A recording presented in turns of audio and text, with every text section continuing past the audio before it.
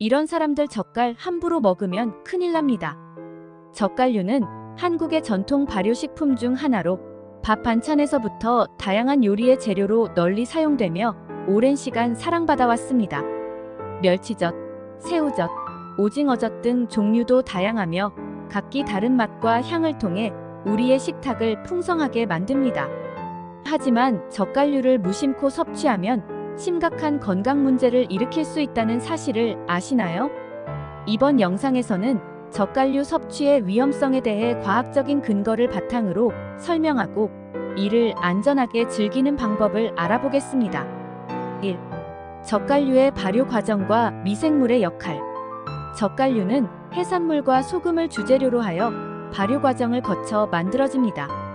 이 과정에서 젓갈류의 독특한 맛과 향이 생기며 이는 다양한 미생물의 활동에 의해 발생합니다.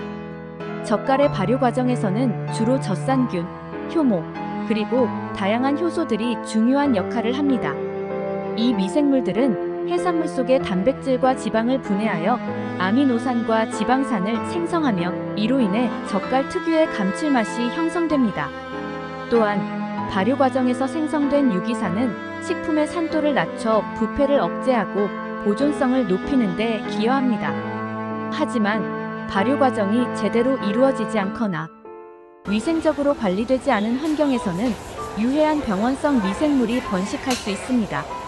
특히 고온 다습한 환경에서 발효가 진행될 경우 병원성 미생물의 증식 가능성이 높아집니다.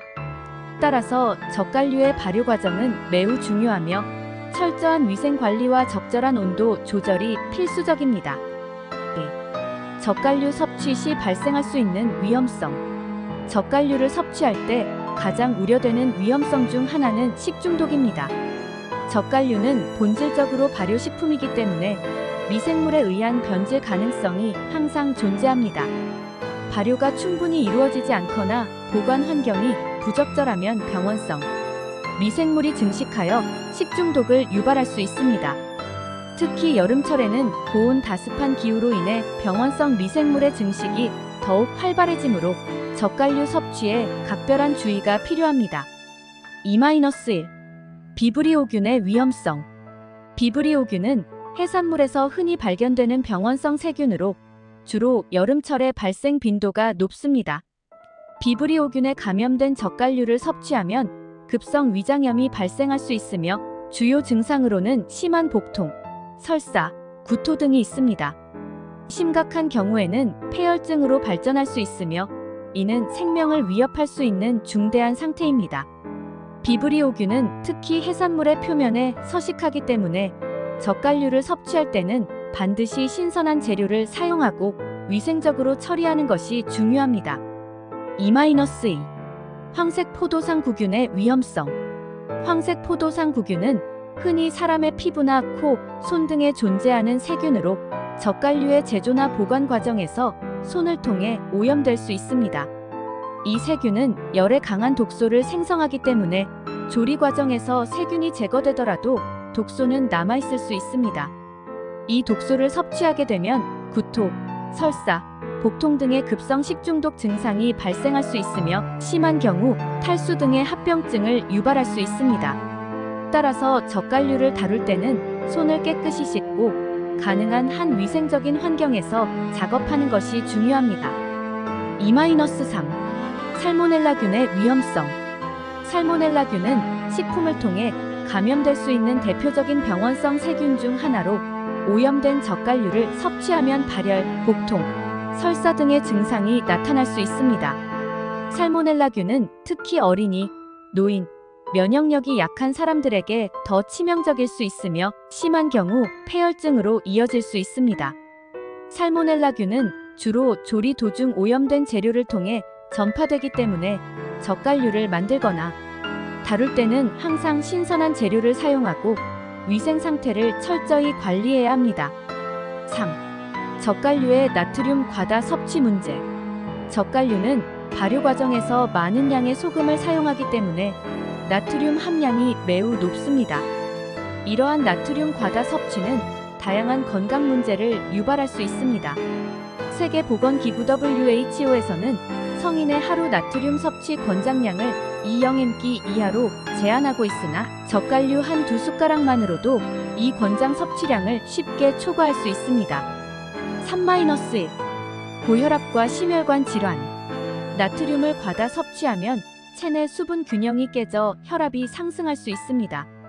고혈압은 심장병, 뇌졸중 등 심혈관 질환의 주요 위험 요인 중 하나로 나트륨 섭취를 줄이는 것이 혈압 관리에 매우 중요합니다.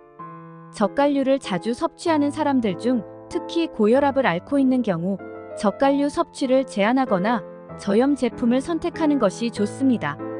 3-2. 신장 질환. 나트륨 과다 섭취는 신장에도 큰 부담을 줄 수 있습니다.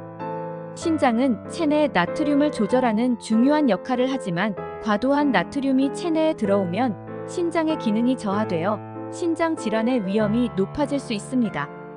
특히 만성 신장 질환을 앓고 있는 사람들은 나트륨 섭취를 엄격히 제한해야 하며 젓갈류 섭취 시 더욱 신중을 기해야 합니다. 3-3. 골다공증과 위암. 나트륨 과다 섭취는 체내 칼슘 배출을 촉진하여 골다공증의 위험을 높일 수 있습니다.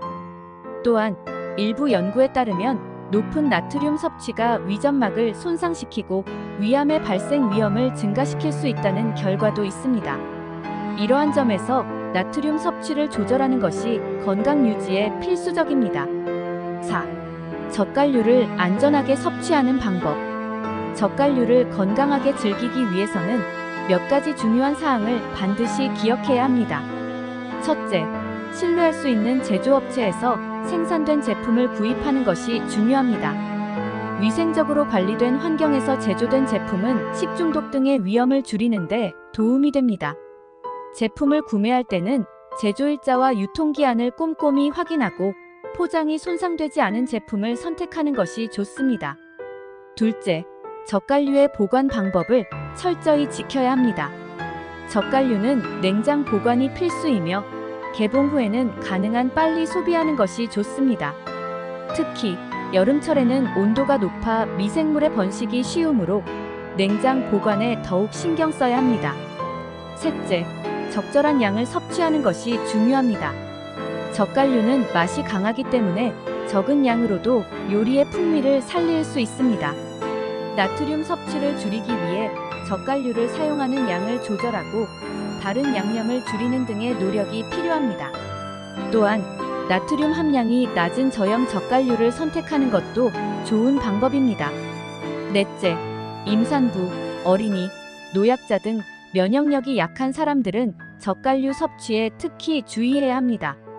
이들 계층은 병원성 미생물에 대한 저항력이 약하기 때문에 섭취 시 충분히 익히거나 발효가 충분히 이루어진 제품을 선택하는 것이 중요합니다. 마지막으로 젓갈류를 섭취할 때는 다른 식품과의 균형을 고려해야 합니다. 젓갈류는 나트륨 함량이 높기 때문에 신선한 채소나 과일 등 나트륨 배출을 돕는 음식을 함께 섭취하는 것이 좋습니다. 이를 통해 젓갈류 섭취로 인한 건강 위험을 최소화할 수 있습니다. 결론. 젓갈류는 오랜 전통을 자랑하는 한국의 대표적인 발효식품으로 그 독특한 맛과 향으로 많은 사람들의 사랑을 받고 있습니다. 그러나 젓갈류를 함부로 섭취할 경우 심각한 건강 문제를 일으킬 수 있으며 특히 식중독과 나트륨 과다 섭취로 인한 질환에 주의해야 합니다. 젓갈류를 안전하게 즐기기 위해서는 올바른 보관, 적절한 양 조절, 신뢰할 수 있는 제품 선택 등의 노력이 필요합니다. 이와 함께 면역력이 약한 사람들은 섭취 시 특별히 주의해야 하며 건강한 식습관을 유지하는 것이 중요합니다.